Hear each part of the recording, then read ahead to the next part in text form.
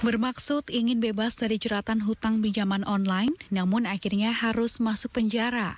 Itulah yang dialami Edi Santoso, 38 tahun, warga Desa Pabean, Sedati, Sidoarjo.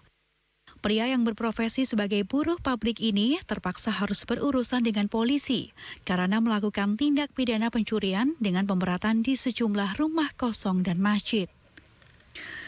Kepada polisi, pelaku mengaku nekat membobol sejumlah rumah kosong dan masjid karena butuh uang untuk membayar hutang pinjaman online yang mencapai 10 juta rupiah.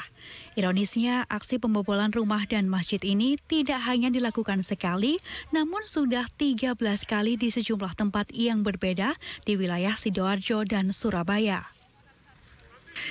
Sejumlah barang elektronik seperti amplifier, mixer, dan AC yang belum sempat dijual hingga kotak amal yang dicuri dari dalam masjid berhasil diamankan polisi dari tangan pelaku. Dalam melakukan aksinya, pelaku yang melakukan aksinya seorang diri ini menyasar sejumlah rumah kosong dan masjid. Sebelum aksinya diketahui dan ditangkap polisi, pelaku berhasil menjual sejumlah barang elektronik yang dicurinya yang dijual secara online kepada masyarakat. 10 juta ya. Terus berapa kali nyuri? Berapa kali nyuri? 13 kali Pak, kurang lebih. Kurang lebih 13 kali. Iya. Terus bagian sudah berhasil dijual? Bagian ya sudah. Langsung buat bayar pinjaman online? Iya, bayar pinjaman online. Berapa aplikasi kamu pinjam? 6, ada 6. 6 aplikasi. Totalnya berapa? Resmi ada 4. Resmi ada 4 pinjaman online. Totalnya berapa nilainya? 10 juta. Iya, nilainya 10 juta.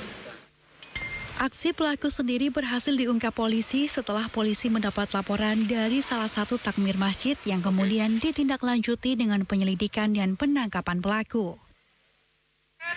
Ini dalam pengakuannya sudah melakukan tindak pidana selama 13 kali.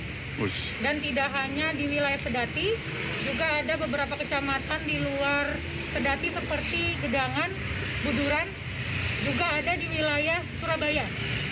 Dan sementara yang laporan yang sudah masuk ke Polsek Sedati ada 5 laporan polisi, dan terus Polsek Sedati ini melakukan koordinasi dengan wilayah lain apakah masih ada lagi, dan ini masih terus akan dilakukan penyelidikan.